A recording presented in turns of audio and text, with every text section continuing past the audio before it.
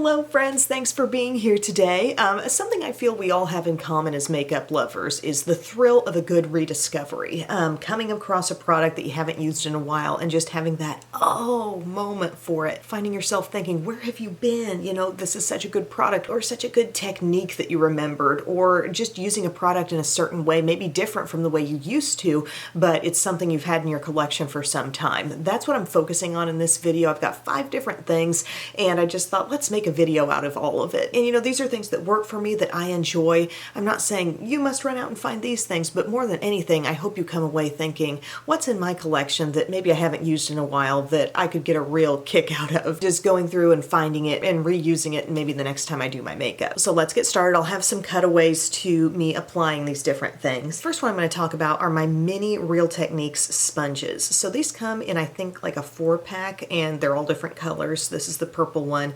And yes, they are shaped just like a Real Techniques sponge, but they're smaller. This one has been fully saturated, so this is the maximum size that it's going to get. And I'm just really liking the precision of this for getting my concealer blended out. This can reach every small area, and it can also take a fuller coverage concealer like what I use today, my e.l.f. 16-Hour Camo Concealer in medium sand, and it can make even your fullest coverage concealers still do their coverage work but look really natural. And yes, I will often take a full-size beauty blender to the under eye area and let that tackle the concealer, but there really is something nice about this size and this shape and just how effectively it can get around every little crevice, around the nose, the innermost corners of the eyes. You don't have to bring in anything additional.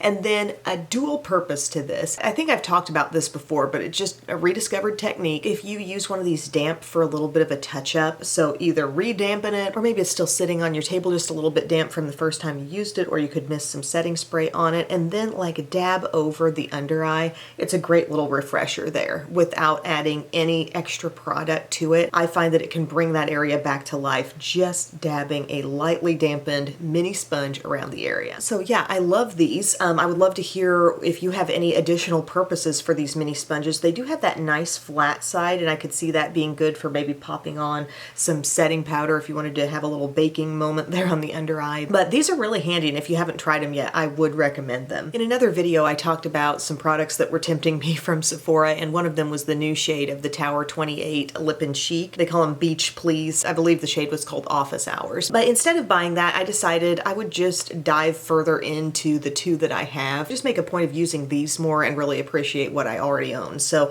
I have the shades Happy Hour, which is this really fun, bright, I would say kind of a warm pink or pinky coral. And then my number 1 love is this Power Hour shade. It's so rich. It's super duper buildable. So you can really customize the way this looks on the skin.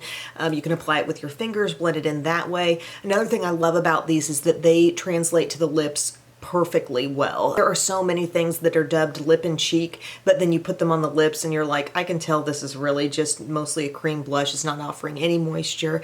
These are not too goopy by any means, but they are perfect on the lips as well. But I like taking this 360 Eco Tools brush, I can't remember the exact name, but just letting that stipple brush go straight into my product. It's a perfect fit.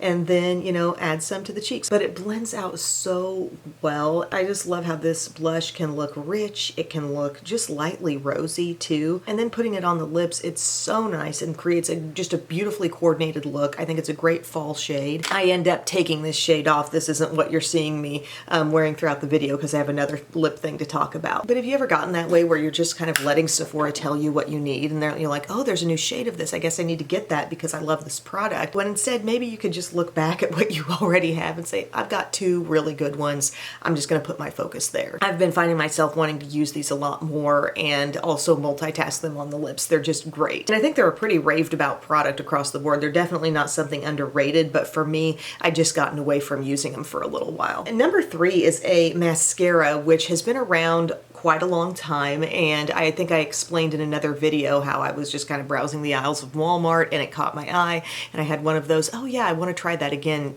kinds of moments. So yes, I've owned this. I've used this before. It had to have been years ago. And it's called the Unlimited Mascara from L'Oreal. And it's the one that has the little bendy thing happening with the handle. But when I saw it, I remembered thinking, I think that's a pretty good thickening and lengthening mascara. And so you take it out and you've got a not too huge brush that's really nicely tapered toward the tip.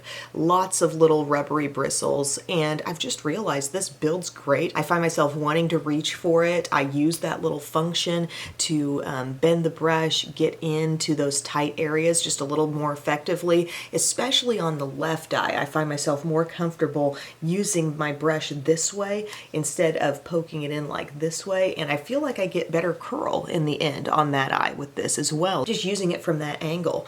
But it builds well. I would say don't wait between your coats, but just kind of go back for some more product and keep adding. And I have lashes that can sometimes get a little overloaded if I want to do a lot of building, but this has really stood up to it nicely.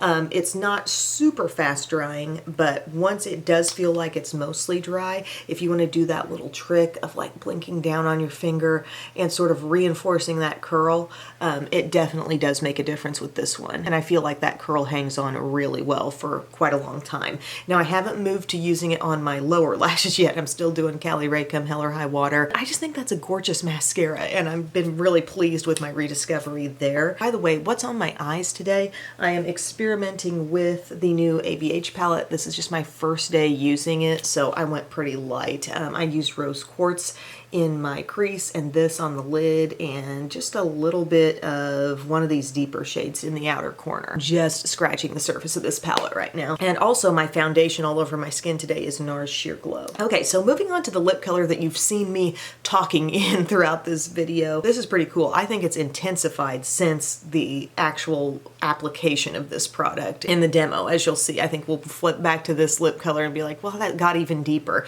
But it's from Buxom and it's their Power Plump Lip Balm, and this is in the shade Big O. Now, does anybody remember when they released a little holiday set of these? It probably was 4 or 5 years ago.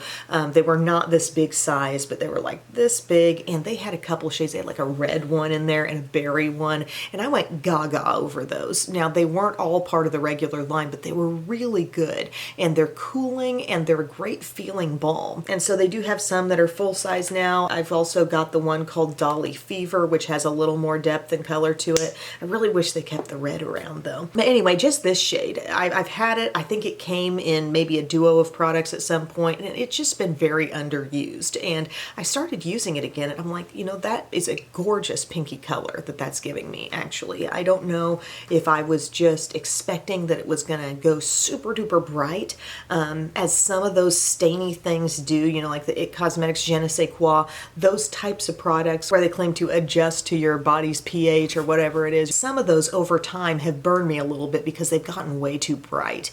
But this one I feel manages to be a really pleasant and beautiful pinky color. So when I put it on, I first applied it and I kind of sat back and waited a couple seconds, and you can see some color developing. And then I built it a little bit more, and then I'm like, yeah, here we go. This is some really pretty color.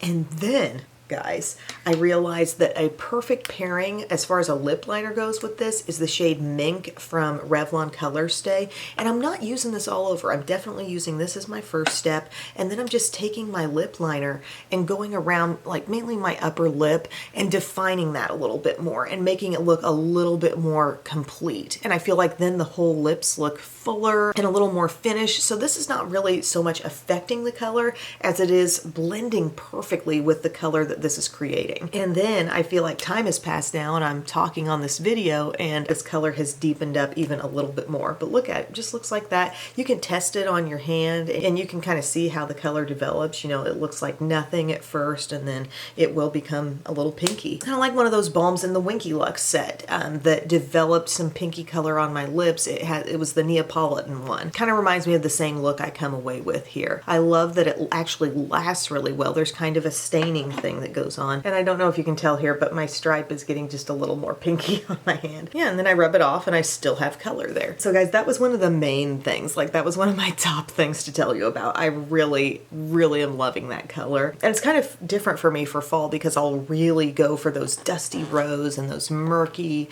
warm, deep lip colors, but I'm loving that too. I think that's so fresh. And then last thing is a little technique I do at the end of my makeup for setting, and I focus on a zone right in here. It's kind of where under eye meets where you would apply your blush. I've talked about this before. I've used a couple different things for it. I do love my Kosas Cloud Set there. That's probably my #1 thing to sort of do this step with after the whole face is done. Just go in with a little bit of that. Been using my Morphe under eye bullet brush for this step, by the way. But also a product I've rediscovered for this is my Ambient lighting powder from Hourglass in the shade Ethereal Light. So I think this is probably their lightest and brightest one, and you just take a little bit with that brush and you just kind of graze it over that area, and you feel like somehow you've made it look more flawless. It's not a huge brightening step because these powders, both of the things I use are kind of sheer, but still a little light, and I can't quite put my finger on what's happening, but it's blurring an area where sometimes things can look a bit more sunken or